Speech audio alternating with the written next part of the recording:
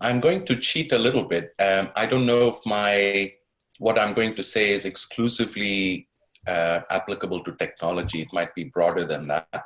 And also the same goes with 2018. The horizon might be a little broader.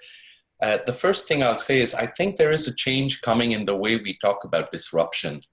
I find the word disruption to be evokes a lot of fear, and a lot of fear of something from the outside that's going to happen to you.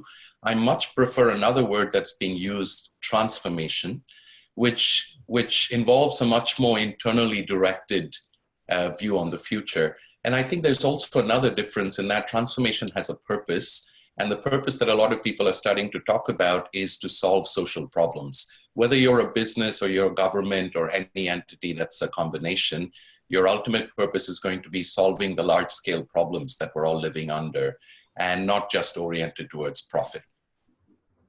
So that's the first one. The second one, I think we're going to hear a lot about biomimicry. And the name is very revealing in this case. We're gaining a new understanding of life, which seems startling as a statement because we think we all understand life, but turns out we don't really. We've been working against the principles of life in a lot of the things that we've created in the last 200 years. And we're finally starting to realize that taking cues from nature and working with nature, even in the fields of engineering, material science, informatics, etc., is going to be a new wave, biomimicry.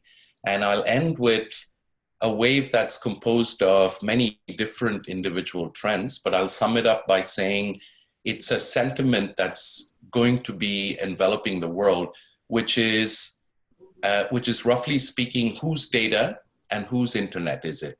Because I think it's a backlash and a response to the current model of the internet.